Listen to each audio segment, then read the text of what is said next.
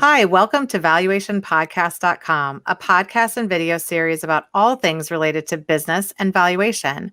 My name is Melissa Gragg, and I provide divorce valuation and mediation services in St. Louis, Missouri. Today, we will discuss active and passive appreciation of separate property in divorce with the esteemed Dr. Ashok Abbott, who is an associate professor of finance at West Virginia University.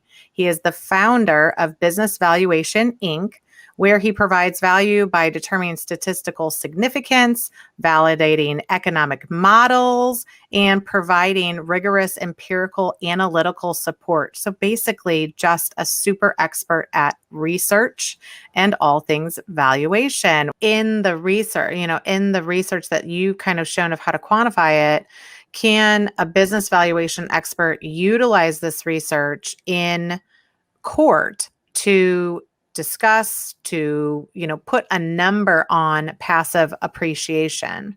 Yes. Okay. That's the short answer. That's the short answer. The long answer is that in torts, this method has already been used and accepted. And when we're talking about torts, we're talking about class action suits. We're talking about where you have hundreds of millions, or in a couple of cases, billions of dollars involved. Courts have accepted this kind of analysis in those. So there's precedent. Yes. And there's a list of some cases as an appendix to the paper, the really big ones that have been decided, where the courts have used this kind of methodology to quantify the numbers. And as you quantify some of those passive pieces, are you also using kind of third-party data? Yes. To support your conclusion?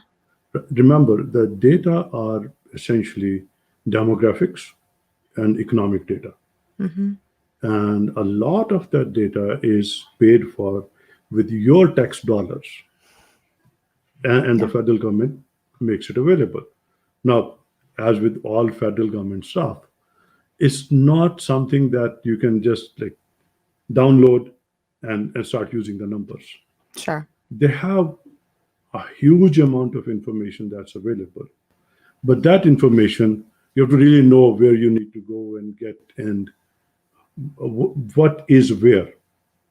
They have a wealth of information that we are all paying for as it is, because it's a line item. The Census Bureau and the Bureau of Economic Analysis are very well funded.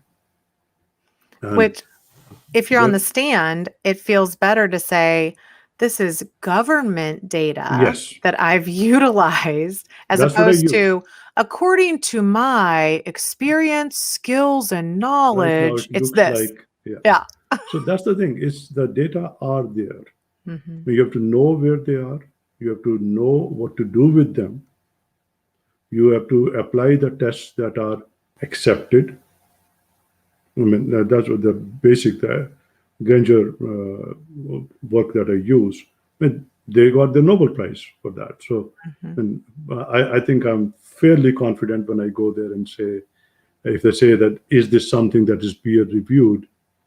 Yes, sir, it has been peer reviewed. Or yes, ma'am, this has been peer reviewed. And in fact, the authors received a Nobel Prize for developing this methodology. So that does become a little bit better than saying, I think it should be 10%. Yeah, absolutely. I think anytime that you can rely on pulling together a lot of data and information and have a logical way to discuss it is going to be beneficial in court. And you're just putting basically a wrapper around how to do that in this specific, in the passive and active appreciation. Right. Yeah. So that is where you are, because you are a servant of the court. Mm-hmm. Your presence there is that it will help the trier of fact to make an informed decision. And you fulfill that function by being there and by providing something that is empirically supported, something that is replicable. See, wonderful thing about empirics is that you can have 20 people run that same calculation using the same data, and they will come up with the same number. Mm-hmm. And they may not agree, the experts may not agree with each other, but if they follow the same process and they start with the same base set of numbers, the end number, when you add 2 to 2, is 4. Right. So that's what makes it easier for people to wrap their head around it. It's easier for them to see it illustrated. Mm-hmm. And as you rightly said, when you're using government supplied data, there is no indication that you're making up the numbers. Right. Those numbers are there. Anyone can get them. And basically, in a lot of cases, you have a data set that you're using, and the other side will request you to share that data set, and you will do that.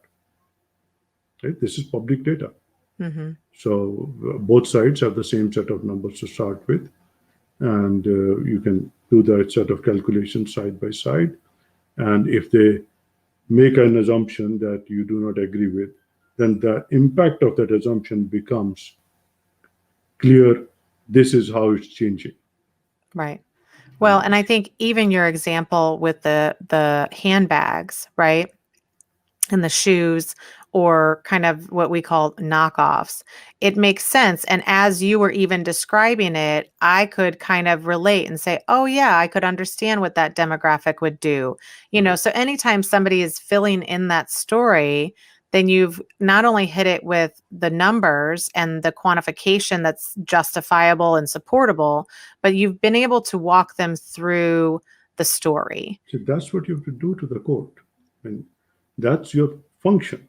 You have to help the trier of fact reach their conclusion. And how you do that is by providing them with a roadmap. Absolutely. Rather than saying, this is the spot. Right, exactly.